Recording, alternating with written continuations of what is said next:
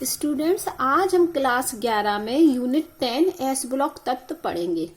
इसके पहले आप आवर्त सारणी पढ़ चुके हैं और आवर्त सारणी को 4 भागों में विभाजित किया गया है, 4 ब्लॉक में विभाजित किया गया है, S block, P block, D block और एफ ब्लॉक। तो आज हम पढ़ रहे हैं एस ब्लॉक के तत्व। तो आपको याद होगा कि जो आधुनिक आवर्त सारणी है वो इलेक्ट्रॉनिक विन्यास के आधार पर बनाई गई है, इलेक्ट्रॉनिक विन्यास के आधार पर बनाई गई है। तो एस ब्लॉक में वे तत्व रखे गए थे जिनका अंतिम इलेक्ट्रॉन एस ऑर्बिटल में भरा जाता है, और पी ब्लॉक में वह तत्व रखे गए जिनका अंतिम इलेक्ट्रॉन पी ऑर्बिटल में भरा जाता है, और डी ब्लॉक में वे तत्व रखे गए जिनका अंतिम इलेक्ट्रॉन डी ऑर्बिटल में भरा जाता है, और एफ ब्लॉक में उन तत्वों को रखा गया जिनका अंतिम इलेक्ट्रॉन एफ ऑर्बिटल में भरा जाता है। तो ये तो हमारी एस ब्लॉक तत्व हैं। तो एस ब्लॉक के तत्व वे तत्व होंगे जिनमें अंतिम इलेक्ट्रॉन बाह्यतम एस कक्षक में, या उसको हम बोल सकते हैं ऑर्बिटल में भरा जाता है। जैसे हम एक एग्जाम्पल ले लेते हैं लिथियम। तो लिथियम का परमाणु क्रमांक होता है 3। तो पहला भरा जाएगा 1s2 में और दूसरा 2s1 में। तो ये तीसरा इलेक्ट्रॉन अंतिम इलेक्ट्रॉन है, तीसरा इलेक्ट्रॉन अंतिम इलेक्ट्रॉन है। और कहां भरा गया? ये 2s1, ये वाला है तीसरा। देखो ये 2 है, तो पहला दूसरा इलेक्ट्रॉन, ये तीसरा इलेक्ट्रॉन। तीसरा इलेक्ट्रॉन कहां गया? s में, इसलिए हमने लिथियम को एस ब्लॉक में रखा। मान लिया हम सोडियम का एग्जाम्पल ले ले, तो सोडियम का परमाणु क्रमांक होता है 11। तो हम जब इलेक्ट्रॉनिक विन्यास बनाएंगे सोडियम का, तो 1s2, 2s2, 2p6 और 3s1। अब हम इलेक्ट्रॉन गिने तो पहला, ये दूसरा, ये तीसरा, ये चौथा। ये कोई बेटा 2 लिखा है, तो ये पहला इलेक्ट्रॉन, ये दूसरा इलेक्ट्रॉन, फिर 2, तो फिर तीसरा, फिर चौथा, फिर 6 लिखा है। तो 4 में 6 जोड़ो को 10 इलेक्ट्रॉन हो गए। 11वां इलेक्ट्रॉन, सोडियम का परमाणु क्रमांक 11, तो लास्ट इलेक्ट्रॉन क्या हुआ? 11वां। तो 11वां इलेक्ट्रॉन ये है। देखो 2, 2, 4, 6, तो 2, 2, 4, 4 और 6, 10 इलेक्ट्रॉन भर गए। 2 इलेक्ट्रॉन 1s में भर गए, 2 इलेक्ट्रॉन 2s ऑर्बिटल में भर गए, 6 इलेक्ट्रॉन 2p ऑर्बिटल में भर गए। लेकिन जो 11वां इलेक्ट्रॉन था वो 3s में आया, मतलब कहां आया? s ऑर्बिटल में। इसलिए हम सोडियम को s ब्लॉक में रखा गया। मान लो हम एक एग्जाम्पल ले लेते हैं फ्लोरीन का। फ्लोरीन का परमाणु क्रमांक होता है 9। जब हम इसका इलेक्ट्रॉनिक विन्यास बनाएंगे तो 1s2, 2s2 और 2p5। 9वां इलेक्ट्रॉन, 2j हो गए, 2j हो गए, 4 और ये 5, 4 और 5 9वां। तो ये जो 9वां इलेक्ट्रॉन है ये कहां गया? पी में, इसलिए फ्लोरीन को हम पी ब्लॉक में रखते हैं। तो हम जानते हैं, आवर्त सारणी में हम इस बात को पढ़ भी चुके हैं, फिर से बता दिया कि एस ब्लॉक में वे तत्व होते हैं जिनका अंतिम इलेक्ट्रॉन बाह्यतम एस ऑर्बिटल में जाता है। हमने 2 एग्जाम्पल भी बता दिए। अब आप सुनिए, आप जानते होंगे कि एस ऑर्बिटल में अधिकतम 2 इलेक्ट्रॉन रह सकते हैं। कितने इलेक्ट्रॉन? 2 इलेक्ट्रॉन। किसमें? एस ऑर्बिटल में, पहला और दूसरा। जबकि पी में कितने सब सेल होते हैं? 3। तो पी में कितने रह सकते हैं? 1, 2, 3, 4, 5, 6। तो पी में कितने रह सकते हैं? 6। डी में कितने होते हैं ये सब सेल? 5। तो 5, एक में कितने रह सकते हैं? 2। तो 1, 2, 3, 4, 5, 6, 7, 8, 9, 10 रह सकते हैं डी में। एस में अधिकतम 2 इलेक्ट्रॉन रह सकते हैं एस ऑर्बिटल में, जबकि पी ऑर्बिटल में 6 इलेक्ट्रॉन रह सकते हैं अधिकतम, और डी ऑर्बिटल में 10 इलेक्ट्रॉन रह सकते हैं अधिकतम। और इसी क्रम में यदि हम बात करें एफ की, तो एफ में होते हैं 7 सब सेल। 2, 3, 4, 5, 6, 7। तो 7 में यहाँ कितने इलेक्ट्रॉन भर जाएंगे? 1 में 2 भरते हैं, तो 1, 2, 3, 4, 5, 6, 7, 8, 9, 10, 11, 12, 13, 14। तो एफ में कितने रह सकते हैं अधिकतम इलेक्ट्रॉन? 14। एस ऑर्बिटल में अधिकतम इलेक्ट्रॉन 2 रह सकते हैं, पी ऑर्बिटल में अधिकतम इलेक्ट्रॉन 6 रह सकते हैं, डी ऑर्बिटल में अधिकतम इलेक्ट्रॉन 10 रह सकते हैं, एफ ऑर्बिटल में अधिकतम इलेक्ट्रॉन 14 रह सकते हैं। तो हम सबका तो नहीं पढ़ रहे, लेकिन हम ये पढ़ रहे हैं कि एस कक्षक में अधिकतम 2 इलेक्ट्रॉन हो सकते हैं। एस कक्षक में अधिकतम कितने इलेक्ट्रॉन हो सकते हैं? 2। इसलिए एस ब्लॉक में 2 वर्ग होते हैं। पहली बात कि एस ब्लॉक में उन तत्वों को रखा गया जिनका अंतिम इलेक्ट्रॉन एस ऑर्बिटल में जाता है, ठीक है। फिर मैंने कहा कि एस कक्षक में अधिकतम 2 इलेक्ट्रॉन रह सकते हैं, इसलिए एस ब्लॉक में 2 वर्ग होते हैं। पहला वर्ग फर्स्ट और दूसरा वर्ग सेकंड। तो s ब्लॉक में 2 वर्ग होते हैं क्योंकि s ऑर्बिटल में अधिकतम 2 इलेक्ट्रॉन रह सकते हैं। पहले ग्रुप में रखे गए तत्व lithium, sodium, potassium, rubidium, caesium, francium. तो ये हमारा क्या है, रेडियो एक्टिव तत्व। ये पहले वर्ग में रखे गए एस ब्लॉक के। और दूसरे ब्लॉक में कौन से तत्व रखे गए, beryllium, magnesium, calcium, strontium, barium और रेडियम। ठीक है। अब ये जो तत्व थे, इन तत्वों को वर्ग 1 के तत्वों को हम क्षारीय धातु कहते हैं। वर्ग 1 के तत्वों को हम क्या कहते हैं, क्षारीय धातु। क्यों कहते हैं क्षारीय धातु, कि जब हम इनका क्या बनाएं, इनकी हाइड्रोक्साइड बनाएं, इन तत्वों की अभिक्रिया हम किससे कर दें, जल से। तो जब हम इन तत्वों की अभिक्रिया जल से कर दें, वर्ग फर्स्ट के तत्वों प्लस क्या लिख दिया हमने, H2O। तो वर्ग फर्स्ट के तत्व लें और क्या कर दें, इनकी अभिक्रिया जल से कर दें, तो क्या बनते हैं, हाइड्रोक्साइड बनते हैं, हाइड्रोक्साइड बनते हैं। और ये हाइड्रोक्साइड होते हैं क्षारीय नेचर के, क्षारीय प्रकृति के। वापस सुनिए, ये जो तत्व हैं, यदि इन तत्वों की अभिक्रिया हम जल से करा दें तो इन तत्वों के क्या बन जाते हैं, हाइड्रोक्साइड। मान लो हम लिथियम ले लें, लिथियम की अभिक्रिया जल से करा दें तो लिथियम का हाइड्रोक्साइड बन जाएगा। यदि हम सोडियम ले लें तो सोडियम का हाइड्रोक्साइड बन जाएगा, जैसे सोडियम का हाइड्रोक्साइड NaOH, लिथियम का LiOH। तो ये जो हाइड्रोक्साइड होते हैं ये क्षारीय नेचर के होते हैं, इसलिए इन धातुओं को हम क्षारीय धातु कहते हैं।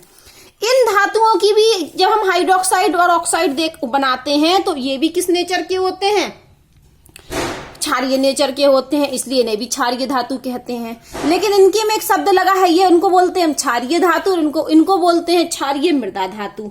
तो इनको मृदा शब्द क्यों लगा, क्योंकि इन धातुओं के जो ऑक्साइड हैं वो भूपर्पटीय परत पर पाए जाते हैं।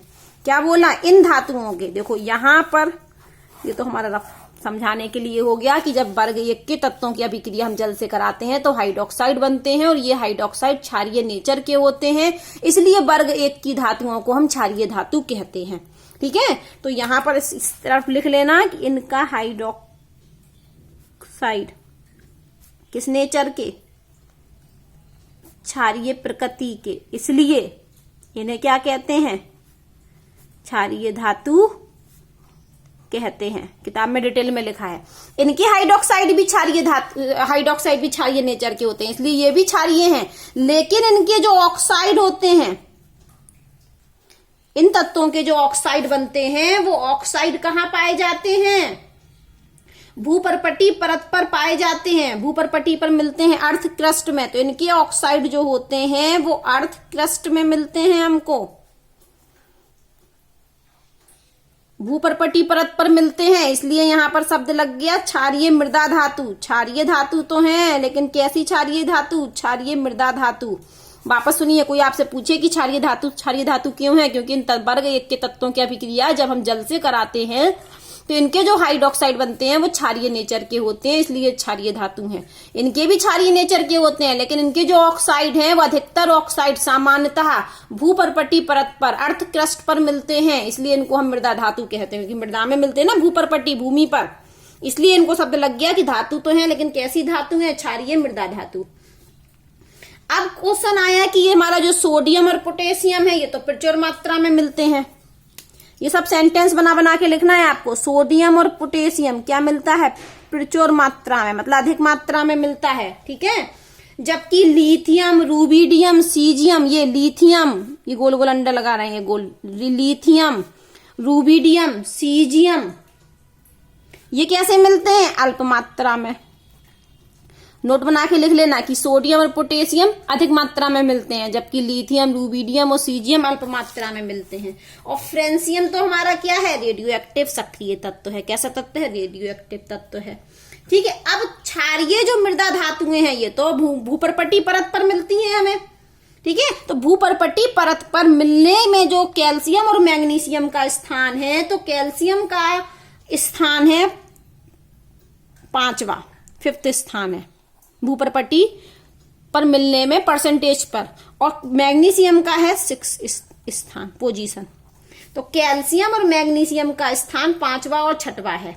किसके आधार पर? भूपर्पटी की उपस्थिति पर। तो भूपर्पटी में जो तत्व पाए जाते हैं उसमें कैल्शियम का नंबर 5वां है और मैग्नीशियम का 6वां है। जबकि स्ट्रोंशियम और बेरियम, ये दोनों स्ट्रोंशियम और बेरियम बहुत कम मिलते हैं। ये कैसे मिलते हैं? बहुत कम। ये स्ट्रोंशियम और बेरियम बहुत कम मिलते हैं, ठीक है। और रेडियम जो मिलता है वो मिलता है हमें आग्नेय सेल से। रेडियम कहां से मिलता है? आग्नेय सेल से। और ये हमारी दुर्लभ धातु है। बेरिलियम कैसी है? हमारी दुर्लभ धातु, ठीक है। इतनी बात समझ में आई? हमने पढ़ाया कि एस ब्लॉक के तत्वों को, उन तत्वों को रखा गया एस ब्लॉक में जिनका अंतिम इलेक्ट्रॉन एस ऑर्बिटल में जाता है। एस ऑर्बिटल में अधिकतम 2 इलेक्ट्रॉन रह सकते हैं। तो एस ब्लॉक में 2 वर्ग हैं, वर्ग 1 और वर्ग 2। वर्ग 1 में धातुएं हैं lithium, sodium, potassium, rubidium, caesium, francium. Francium एक रेडियो एक्टिव तत्व है और इन धातुओं की जब अभिक्रिया हम जल से कराते हैं तो हाइड्रोक्साइड बनता है और उन हाइड्रोक्साइडों का नेचर क्षारीय होता है, इसलिए इन्हें क्षारीय धातु कहते हैं। Beryllium, magnesium, calcium, strontium, barium, radium, ये वर्ग 2 में रखी गई एस ब्लॉक में।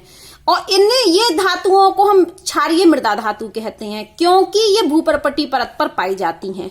और भूपर्पटी परत में उपस्थिति पर कैल्शियम का स्थान 5वां और मैग्नीशियम का 6वां है। बेरिलियम हमारी दुर्लभ धातु है और स्ट्रोंशियम, बेरियम बहुत कम मात्रा में मिलते हैं। रेडियम हमें आग्नेय सेल से मिलता है। और ये हमने बोला कि सोडियम और पोटेशियम प्रचुर मात्रा में, अधिक मात्रा में मिलता है। लिथियम, रूबिडियम और सीजियम अल्प मात्रा में मिलता है। अब एक बात और सुनिए, ये वाला पॉइंट कि वर्ग 1 के जो तत्व होते हैं उनका सामान्य इलेक्ट्रॉनिक विन्यास होता है NS1, क्योंकि उनमें 1 इलेक्ट्रॉन होता है NS1। जबकि वर्ग 2 के तत्वों का सामान्य इलेक्ट्रॉनिक विन्यास होता है NS2। देखो याद करिए, लिथियम का क्या बना? 2s1। सोडियम का क्या बना? 3s1। तो ये 2 और 3 क्या है? N, ठीक है। ऐसी मान के चलो हम पोटेशियम की बात करेंगे तो 4s1 आएगा लास्ट में। रूबिडियम की बात करेंगे तो 5s1 आएगा, यहाँ 6s1 आएगा या 7s1 आएगा। अभी हम इनके इलेक्ट्रॉनिक विन्यास लिखेंगे तो आपको और पता चल जाएगा। लेकिन सामान्य इलेक्ट्रॉनिक विन्यास क्या होता है? NS1 और इसका क्या होता है? NS2। क्षारीय धातु जो होती हैं वो आसानी से क्या कर देती हैं? 1 इलेक्ट्रॉन त्याग देती हैं। चलो यहां आ जाते हैं हम।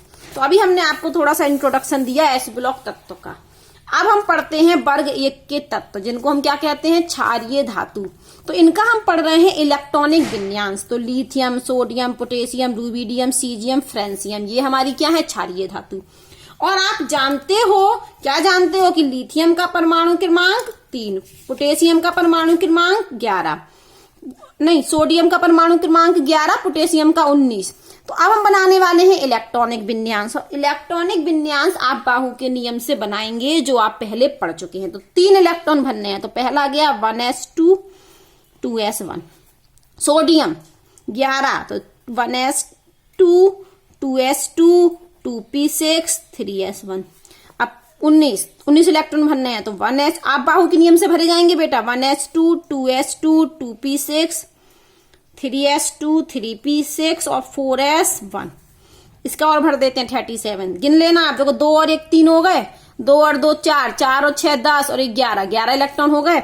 2 और 2 4 6 10 11 12, 2 है ना, 12 में 6 जोड़े तो 18 और 1 19। इसी तरीके से आप इनके बनाएंगे इलेक्ट्रॉनिक विन्यास। तो आप इनका इलेक्ट्रॉनिक विन्यास बनाओगे, हम पूरा नहीं बना रहे हैं, तो लास्ट में आएगा 5s1। इसका जब पूरा इलेक्ट्रॉनिक विन्यास बनाओगे तो लास्ट में आएगा 6s1 और जब इसका बनाओगे तो 7s1। अब हम ध्यान दें इस पर, किस पर? बाहरी इलेक्ट्रॉनिक विन्यास पर। यहाँ है 2s1, यहाँ 3s1, यहाँ 4s1, यहाँ 5s1, यहाँ 6s1, यहाँ 7s1। इसलिए तो हम सामान्य इलेक्ट्रॉनिक विन्यास क्या कह देते थे? NS1। और n का मान 2 हो गया इधर लिथियम में, इधर सोडियम में 3 हो गया, पोटेशियम में 4 हो गया, रूबिडियम में 5 हो गया, सीजियम में 6 हो गया और फ्रेंसियम में 7 हो गया। इसलिए इनका इलेक्ट्रॉनिक विन्यास क्या होता है? NS1। अगर हम चाहें तो इनको इस तरीके से भी लिख सकते हैं कि पहली कक्षा में कितने इलेक्ट्रॉन है? 2। पहली कक्षा में कितने इलेक्ट्रॉन? 2। और दूसरी कक्षा में कितने इलेक्ट्रॉन? 1। तो इस तरीके से भी इनका इलेक्ट्रॉनिक विन्यास लिख सकते हैं। पहली कक्षा में 2 और दूसरी में 1 इलेक्ट्रॉन। अब यहाँ देखो पहली कक्षा, और तो कहीं पहला लिखा नहीं है। पहली कक्षा में कितने इलेक्ट्रॉन? 2। ऊपर वाले इलेक्ट्रॉन होते हैं। अब दूसरी कक्षा है, ये दूसरी कक्षा का ये s ऑर्बिटल है, ये पहली कक्षा का s ऑर्बिटल था बेटा। तो दूसरी कक्षा में 2 इलेक्ट्रॉन ये हैं और दूसरी कक्षा के p ऑर्बिटल में 6 इलेक्ट्रॉन ये हैं। तो कितने हैं दूसरी कक्षा में टोटल इलेक्ट्रॉन? दूसरी कक्षा में s और p ऑर्बिटल होते हैं, तो s ऑर्बिटल में 2 इलेक्ट्रॉन है और p में कितने हैं 6। तो दूसरी कक्षा में होगा 6 और 2 8 इलेक्ट्रॉन। और तीसरी कक्षा में कितने इलेक्ट्रॉन है? सिर्फ 1 इलेक्ट्रॉन। हम पोटेशियम का यदि इसी प्रकार से लिखें तो पहली कक्षा में कितना इलेक्ट्रॉन आएंगे? सिर्फ 2। दूसरी में 2 और 6 8, तीसरी में 2 और 6 फिर से 8, और चौथी में 1। इस प्रकार से भी हम बना सकते हैं। आप इनका खुद बनाएंगे, प्रैक्टिस करेंगे। अब आप देखेंगे कि इनके बाहरी कोश में होता है 1 इलेक्ट्रॉन। बाहरी कोश में क्या होता है? 1 इलेक्ट्रॉन। तो एक बात आप जानते हो, नहीं भी जानते तो अभी बता देते हैं कि बाहरी कोश के इलेक्ट्रॉन को संयोजी इलेक्ट्रॉन कहते हैं। बाहरी कोश के इलेक्ट्रॉन को क्या कहते हैं? संयोजी इलेक्ट्रॉन। तो संयोजी बाहरी कोश इसमें कितनी है? दूसरी। ये इसमें बाहरी कोश कौन सी है? तीसरी। इसमें बाहरी कोश कौन सी है? चौथी। इसमें कौन सी होगी? 5वीं। इसमें बाहरी कोश कौन सी है? 6वीं। इसमें 7वीं। और बाहरी कोश में कितने इलेक्ट्रॉन है? 1। देखिए 1 यहां से तो साफ साफ दिख रहा है, 1 1 1। यहां भी दिख रहा है वैसे, ये 1 1 1 1 1 1। तो बाहरी कोश के इलेक्ट्रॉन को क्या कहते हैं? संयोजी इलेक्ट्रॉन। तो क्षारीय धातुओं का में कितने संयोजी इलेक्ट्रॉन होते हैं? 1 संयोजी इलेक्ट्रॉन। क्षारीय धातु में कितने संयोजी इलेक्ट्रॉन? 1 संयोजी इलेक्ट्रॉन। यदि हम इस बाहर से अंदर वाली कक्षा देखें तो बाहरी कक्षा में तो 1 इलेक्ट्रॉन है, देखिए सब में। लेकिन यदि हम अंदर जाएं थोड़ा सा तो आप पाओगे कि इनकी अंदर, बाहर से अंदर उत्कृष्ट गैस की तरह होगी। अगर इस बाहर से अंदर गए तो 2, तो इसकी संरचना कैसी है? हीलियम जैसी। यहां बाहर से अंदर गए तो अष्टकपूर्ण है, तो उत्कृष्ट गैस नियॉन जैसी। तो मैं ये कहना चाह रही हूं कि क्षार धातुओं के जो बाहरी कोश होते हैं, जिसको हम संयोजी इलेक्ट्रॉन कहते हैं, तो बाहरी इलेक्ट्रॉन को संयोजी इलेक्ट्रॉन कहते हैं। तो क्षारीय धातु की बाहरी कोश में सिर्फ 1 इलेक्ट्रॉन होता है, इसलिए क्षारीय धातुओं में कितने संयोजी इलेक्ट्रॉन? 1 संयोजी इलेक्ट्रॉन। और यदि हम बाहर से दूसरे कोश को देखें, बाहर से दूसरे कोश को, तो 8 इलेक्ट्रॉन। यहां देखो 8। तो हमें इनका अष्टक पूर्ण दिखता है। अष्टक पूर्ण किनका होता है? उत्कृष्ट गैसों का। तो इसलिए दूसरे कोश की संरचना उत्कृष्ट गैस की तरह होती है। इसीलिए ये जल्दी से अपना 1 इलेक्ट्रॉन त्याग देते। क्यों? जैसे इन्होंने 1 इलेक्ट्रॉन त्यागा तो अब इनकी संरचना कैसी हो गई? उत्कृष्ट गैस के समान हो गई। उत्कृष्ट गैस मतलब स्थायी हो गई। यहां मान लो ये 1 इलेक्ट्रॉन त्याग दे तो इसकी संरचना क्या बन जाएगी? 2 8। मान लो यहां पर ये Na+ बना ले। Na से क्या बना ले? Na+। तो ये 1 इलेक्ट्रॉन क्या होगा? बाहर निकल जाएगा। तो इसका इलेक्ट्रॉनिक विन्यास क्या बनेगा? 2 8। जबकि Na का क्या है? सोडियम का 2 8 1। लेकिन Na+ का क्या होगा? 2 8। ये किसकी तरह है? उत्कृष्ट गैस की तरह, जो कि क्या होता है? स्थायी। इसलिए आसानी से 1 इलेक्ट्रॉन त्याग देते हैं। तो क्षारीय धातु में कितने संयोजी इलेक्ट्रॉन? 1 संयोजी इलेक्ट्रॉन। और बाहर से इनकी दूसरा कोश देखें तो उसकी संरचना कैसी होती है? उत्कृष्ट गैस की तरह। इसीलिए ये आसानी से 1 इलेक्ट्रॉन त्याग देते हैं और क्या बनाते हैं? धनायन। वो भी कैसा? 1 संयोजी। Na++ नहीं बनाएगा, 2 नहीं। अब नहीं निकलेगा 1 इलेक्ट्रॉन। अब तो अष्टक पूर्ण हो गया, अब इलेक्ट्रॉन निकालना कठिन होगा, तो ये Na++ नहीं बनाता है। इसलिए S इलेक्ट्रॉन आसानी से क्या होता है? बाहर निकल जाता है। ये S इलेक्ट्रॉन है ना, ये वाला 2s1 3s1 4s1 5s1, ये आसानी से निकल जाता है। तो क्षारीय धातु क्या बनाती है? धन विद्युतीय तत्व बनाती है। लेकिन कैसा वाला? 1 संयोजी वाला, M+ वाला। ये M2+ नहीं बनाती हैं कि मान के चलो लिखे हम कि Na++ नहीं, Na++ नहीं बनता है। क्या बनता है? Na+। इसी प्रकार से लिथियम++ नहीं बनेगा, लिथियम+ बनेगा, क्योंकि दूसरा इलेक्ट्रॉन फिर नहीं निकलेगा, उत्कृष्ट गैस की तरह संरचना हो जाएगी। तो ये हमने बताया आपको इलेक्ट्रॉनिक विन्यास। अब आए हम परमाणु त्रिज्या पर। तो हमने पीछे से ये इलेक्ट्रॉनिक विन्यास अभी इनका लिख दिया। लिथियम का भी जो मैंने यहां जो बनाया था ना, वही चीज लिख दी, आप बना सकते हैं। तो क्या देख रहे हैं हम कि इस लिथियम में कितनी कक्षाएं हैं? कक्षाओं की संख्या बताइए आप, कक्षाओं की संख्या। तो यहां हम कक्षाओं की संख्या देखते हैं तो 1 2, लिथियम में 2 कक्षाएं हैं, सोडियम में 1 2 3 कक्षाएं हैं। इलेक्ट्रॉन तो 11 हैं, लेकिन कक्षाएं कितनी है? 1 2 3। पोटेशियम में कितनी दिख रही? 1 2 3 4। पोटेशियम में 4 कक्षाएं हैं। रूबिडियम में कितनी है? 1 2 3 4 5 5 कक्षाएं हैं। सीजियम में गिनिए 1 2 3 4 5 6 कक्षाएं हैं। पहली कक्षा में 2 इलेक्ट्रॉन है, दूसरी में 1 इलेक्ट्रॉन है। सोडियम की पहली कक्षा में 2 इलेक्ट्रॉन है, दूसरी में 8 इलेक्ट्रॉन है, तीसरी में 1 है। पोटेशियम की पहली कक्षा में 2 इलेक्ट्रॉन है, दूसरी में 8 है, तीसरी में 8 है, चौथी में 1 है। लेकिन कक्षाएं कितनी है? 1 2 3 4। तो हमने ये कक्षाओं की संख्या लिख दी।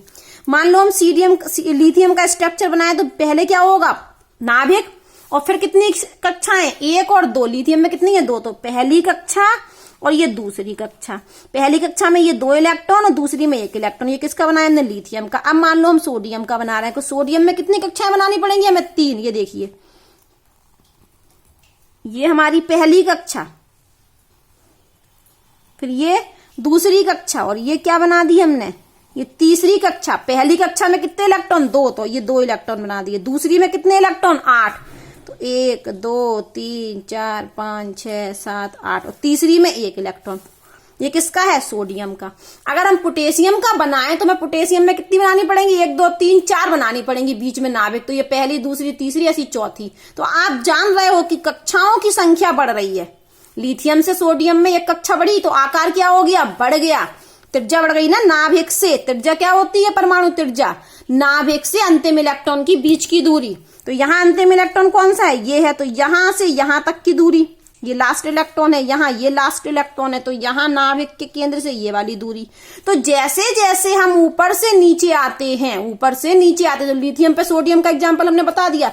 तो जैसे जैसे हम ऊपर से नीचे आते हैं तो क्या बढ़ता है? कक्षाओं की संख्या बढ़ती है, और कक्षाओं की संख्या बढ़ने से आकार बढ़ता है, और आकार बढ़ने का अर्थ क्या है? त्रिज्या बढ़ती है। तो ऊपर से नीचे आने पर, हम यहां लिख देते हैं, ऊपर से नीचे आने पर परमाणु त्रिज्या, परमाणु और आयनी त्रिज्या बढ़ती हैं। वर्ग में ऊपर से नीचे आने पर परमाणु और आयनी त्रिज्या बढ़ती हैं, क्योंकि ऊपर से नीचे आने पर कक्षाओं की संख्या बढ़ती है। और एक बात सुनिए, जो आयनी त्रिज्या का मान होता है, मान लो हमने ले लिया Na+ और एक ले लिया हमने Na, तो इसकी त्रिज्या क्या होगी? ये आयन है तो इसकी त्रिज्या क्या होगी? आयनी त्रिज्या। और ये सोडियम परमाणु है तो इसकी त्रिज्या को हम क्या बोलेंगे? परमाणु त्रिज्या। तो हमेशा जो धनायनी वाली आयन होता है, कौन सा आयन? धनायन वाला। ये आयन कैसा है? धनायन वाला। तो धनायन वाले की जो परमाणु त्रिज्या से तुलना करते हैं, धनायन आयन की त्रिज्या तो क्या होती है? छोटी होती है। क्यों छोटी होती है? क्योंकि यहाँ पर 1 इलेक्ट्रॉन निकल गया। मान लो हम Na+ का भी मैंने बताया था ना यहाँ पर, तो Na+ में क्या बचा है? केवल 2 8। कितनी कक्षाएं बची? सिर्फ 2 ही तो बची। अब वापस देख लीजिए कि इसका इलेक्ट्रॉनिक विन्यास है 2 8 1, और Na+ का क्या है? 2 8। तो यहाँ 3 कक्षाएं हैं, यहाँ कितनी है? 2। और दूसरी बात की यहाँ पर प्लस चार्ज आ गया तो नाभिकीय आवेश का मान भी बढ़ गया। तो नाभिकीय आवेश के मान के कारण जो